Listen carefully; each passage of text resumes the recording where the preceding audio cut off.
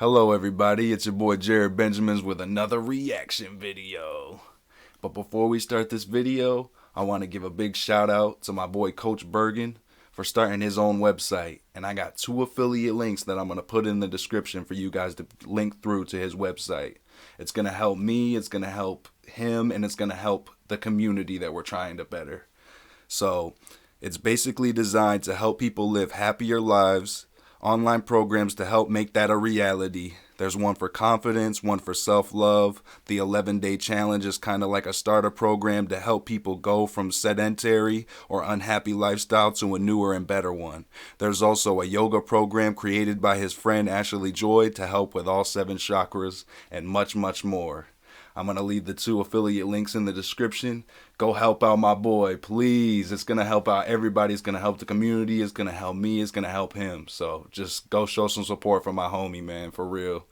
Like I said, I'll leave the links in the description, and I'll probably have it like up here, hidden somewhere throughout the video. You never know what I'm going to pull. But let's get into this reaction. Today's story is the definition of creepy. It starts somewhat normally, but then slowly spirals into absolute insanity. It is definitely one you will remember. But before we get into today's story, if you're a fan of the strange, dark, and mysterious delivered in story format, then you've come to the right place because that's all we do, and we upload once or twice every week. So if that's of interest to you, please go into the like button's fridge and dump out their 2-liter of Coke, and then refill the bottle with flat root beer. Also, please subscribe to our channel. Go like and subscribe. Go like and subscribe to both of us. Let's raise this channel up. Raise this channel up. And go to the affiliate link in the description. Please. Please. I'm not begging you, but just please. And turn on all notifications so you don't miss any of our weekly uploads. Before we get into today's story, I want to talk to you about today's sponsor, HelloFresh. The primary reason my diet periodically turns into Diet Cheeto smoothies and deep-fried licorice popsicles is because I get lazy. It's like, do I want to make another horrible trip to the grocery store? Or do I want to suck down another Sour Patch Kid covered in ice cream? Obviously, I'm taking the latter. But a couple of years ago, I discovered a way to eat healthier without the dreaded trip to the grocery store. And that's with HelloFresh. HelloFresh sends you this neat little box full of meals, and they have tons of choices from fairly intricate to 20-minute quick and easy recipes. But the catch is, the meals aren't made yet. You need to make the meals, but that's good because it ensures freshness and you can literally see that the ingredients are as healthy as they come. And before you tell me you're a bad chef, I'm a bad chef, and I can whip these things together no problem. All the ingredients arrive at your doorstep perfectly portioned out, and the recipes couldn't be easier to follow. So if you're finally ready to put down those chocolate-covered pickles, then you need to sign up for HelloFresh today. To do that, go to HelloFresh.com and use code MrBallen16 for up to 16 free meals and 3 surprise gifts. Okay, let's get into today's story.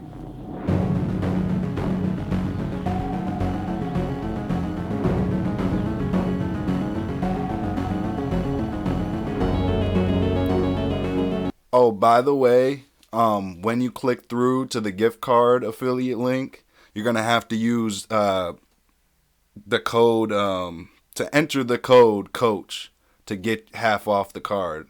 And it's a $100 card, so you'll get half off until March 1st, $50 off. In 1889, when Karl Tanzler was just 12 years old and living with his family in Dresden, Germany, he had a very strange dream. In this dream, he found himself in this black void where everywhere he looked, it was just nothingness. And then behind him, he heard footsteps. And so he whips himself around and he looks, and there's this woman dressed in this big, puffy, elegant white dress walking towards him out of the darkness. And when she walks right up in front of him, she comes to a stop and she introduces herself as Anna Constantia von Brockdorf, who was a real person in the early 1700s. She was a noblewoman in Germany, and she would tell Karl that she is actually a distant relative of his, and that she was here to pass on a very important message. Karl was rooted to the spot. He didn't know if he should be afraid of what she was going to say, or excited, or nervous, but before he could decide... Honestly, bro, I would feel the same exact way. Like, what the fuck? Anna had already turned and was pointing in the direction she had appeared out of. And so Carl turns and looks in the direction she was pointing, and out of this blackness, out of this void, came this woman's face. It was a face detached from a body. It almost looked like a floating picture of a woman's face. And as this face floated closer and closer to them, Carl was immediately struck by just how beautiful this woman was. Her hair was jet black like a raven's feathers, and her skin was white like porcelain. But there was something off about this woman, this floating face. She looked sad and kind of frail. And so as Carl found himself staring at this face, which was now right next to them, Anna spoke to him again, and she would tell Carl that this woman, the floating face, she's going to appear in your life later on, and it is your mission given by God to save her. She's going to be very ill, very sick, and you need to find a way to keep her alive. Then Carl, in real life, woke up, and immediately he was struck by just how visceral that dream had been. It really felt like that had just happened to him, but after a few moments it seemed like, okay, that was just a dream. But unlike other visceral dreams he had had in the past, this one did not gradually... I like his vocabulary. Visceral. It reminds... Oh, never mind. I'm not going to get into that. It's completely off topic, but it reminds me of viscera.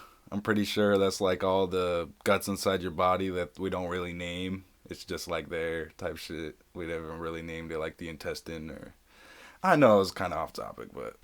fade from his memory. Instead, over the course of that day, the memory specifically of the raven-haired woman's face really seemed to become more clear and more concrete in his mind, to the point where at the end of that day, he could easily remember exactly what she looked like. Over the following days and months and years, Carl periodically would have this same dream, this same vision of his distant relative Anna, who would come out of the void, and she would remind him to be on the lookout for this raven-haired woman when God sent her to him. But despite these constant reminders in his dreams, and Carl being ever vigilant to look for this raven-haired woman in real life, he never actually found her. He never met this woman he was supposed to save. Fast forward to 1926, Carl was 39 years old. By this point, he had gotten married, not to the raven-haired woman, but instead to a local woman in Dresden. And the pair had had 2 daughters together, and they lived a simple life. And, by and large, Carl seemed rather content and happy with his life.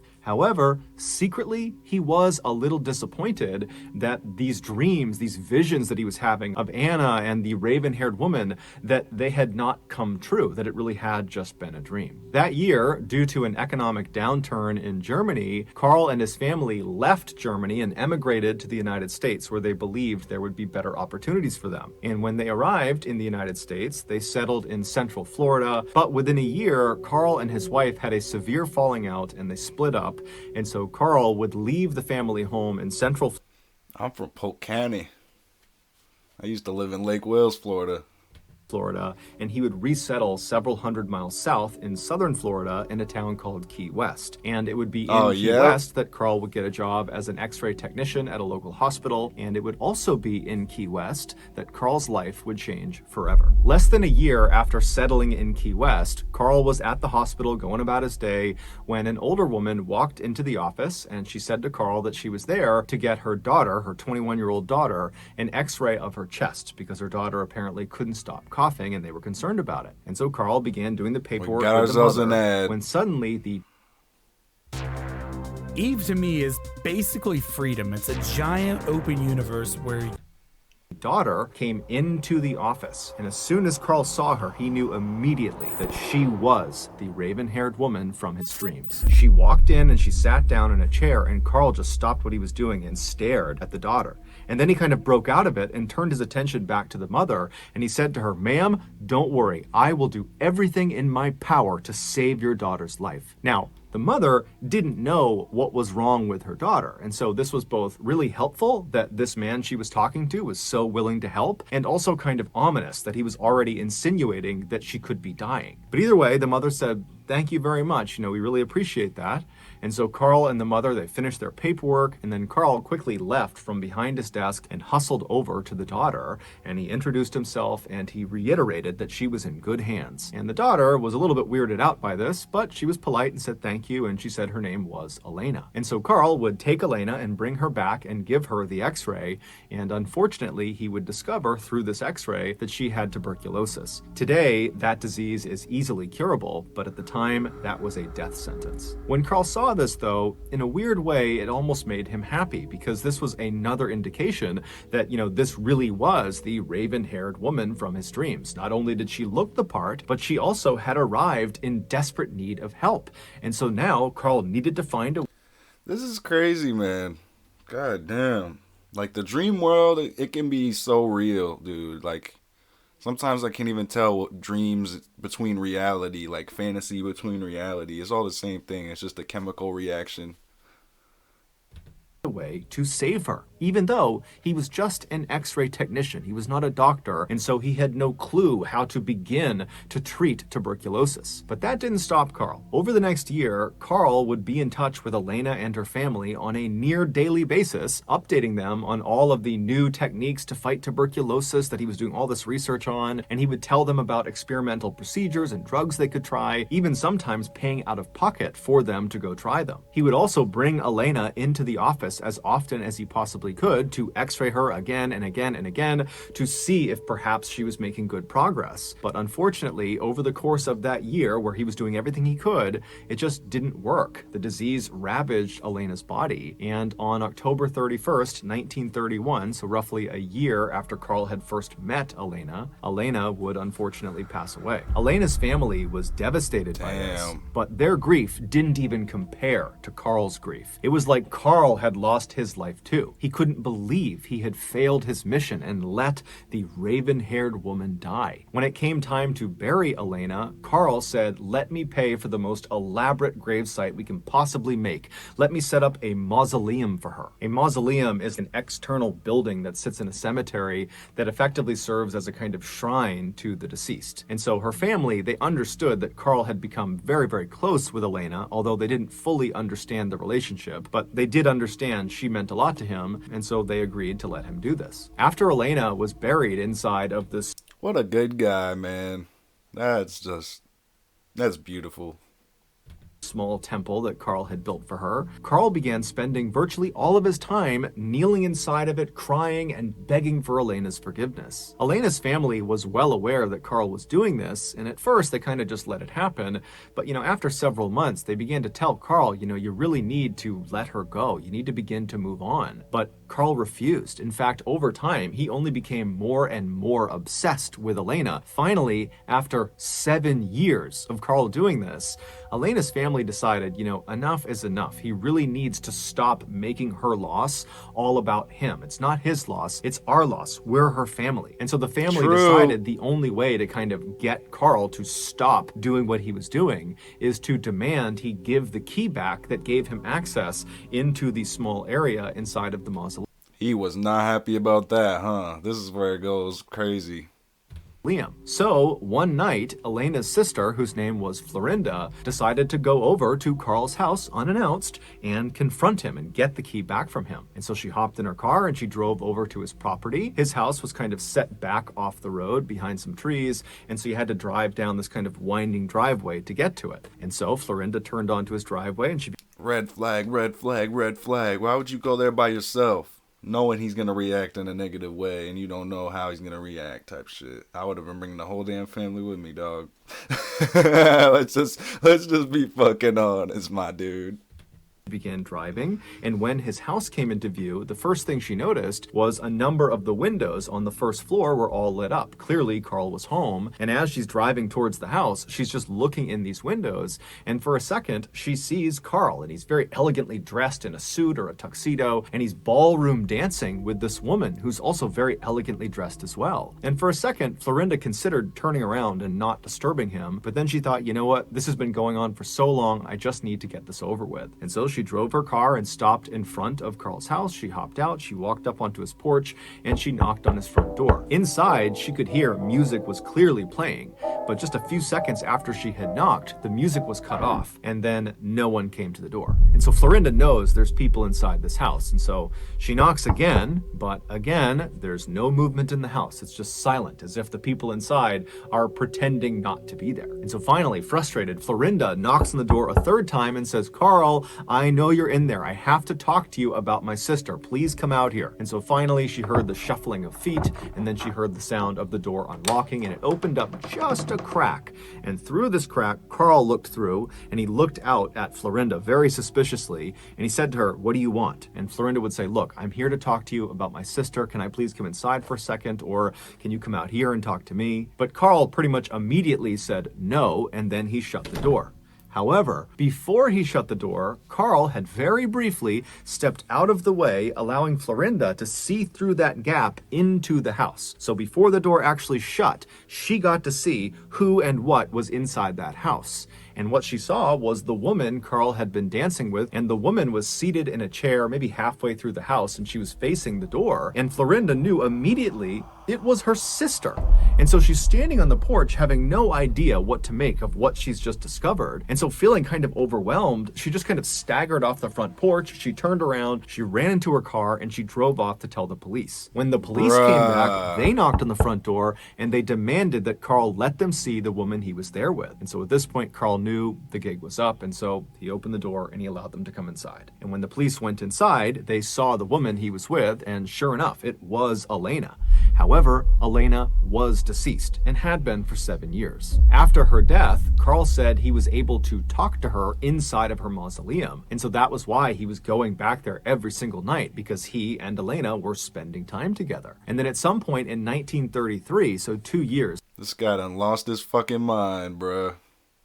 after Elena has been dead and buried, Carl would say she told him while he was visiting her mausoleum that she didn't like being in the mausoleum and that she wanted to come back with him and stay at his house. And so the following day, Carl had shown up with a child's wagon, and he pulled her out of her coffin, pulled her out of the mausoleum, put her corpse in this wagon, and wheeled her back to his house. He had continued to go to the mausoleum every night for the next 5 years just to keep up appearances, but Elena's body never went back inside of it. She would stay at his house, where he painstakingly attempted to restore Elena's very badly decomposed body to its original form. He strung piano wire through her entire body, connecting all of her bones together to keep her skeleton intact. He replaced her eyes with glass eyes, and he began rubbing the special wax all over her skin. He also stuffed her insides full of rags in order to give her a full, natural look, and he constantly sprayed her with perfume to reduce the smell. This reminds me of the House of Wax, bro. No fucking, like, no bullshit. This shit reminds me of that movie where he made, that guy, one guy, crazy ass dude, made the whole fucking town like mannequins type shit. But they were their bodies, but he like fucking put wax on them and shit and made them look like they were still alive or something. Like, you know what I mean? But still, it's kind of like the same thing in Stephen King's movie The Stand. When that one dude, the guy who says M-O-O-N, moon, he spells moon as everything. That's what I'm trying to say. Jesus, my brain's kind of fried right now. But, yeah, it reminds me of that because he did, like, with the mannequins, he made it seem like he was still talking to people because there was no people he could really talk to type shit. It's like, I don't know. It's just a way of coping, I guess. Some weird-ass way of coping. Once she was, in his eyes, back to normal, he began spending as much time with her as he possibly could. He would change her outfits constantly, he would put on makeup, and he would give her new jewelry, and he would talk to her about the ups and downs of life. He would laugh with her, he would cry with her, he would sleep with her. Carl would admit that ultimately his goal with keeping Elena in his home was to eventually still save her life. He believed if he could somehow get her body up into the stratosphere, that the radiation up there would bring her back to life.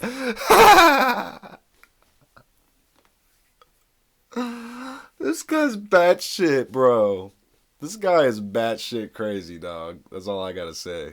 And if he could do that, he would be fulfilling his God-given mission to protect her. But Carl never got a chance to launch her into the stratosphere. Instead, he was charged with wantonly and maliciously destroying a grave and removing a body without authorization. However, these charges would be dropped and Carl would be set free. As for Elena, her What the body was fuck? returned to her family and they would bury her in Key West.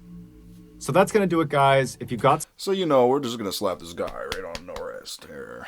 Just like all the pedophiles. We're just going to give him a little slap here. Let him go, you know. Just release him back into the world. Because he's definitely stable enough to be in society. something out of today's episode and you haven't done this already, please go into the like button's fridge and dump out their 2-liter of Coke and then refill the bottle with flat root beer. Also, please subscribe to our channel and turn on all notifications so you don't miss any.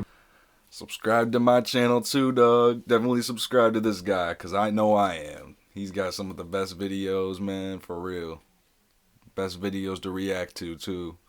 And don't forget about my buddy, Coach Bergen, nah. Y'all better go and click them affiliate links in the description. Please, show some support for your friends and family. I know maybe some of y'all don't know me yet, but we're still family. We're still family. I'm trying to help the community.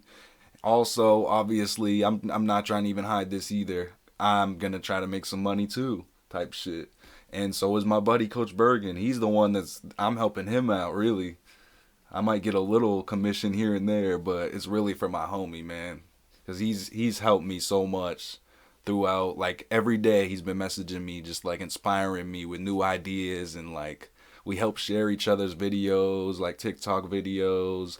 He shared my music, he comments, and so just supports me. And he even he has this VIP, I can't remember exactly what, VIP experience. That's what it is. And he actually has a YouTube link to that, and it has my music in the video being played in the background type shit. So I will leave the link for that too in the description. Anyway, you guys, I have made this video of me talking a lot, so I'm going to cut it right here. Jared Benjamin's out.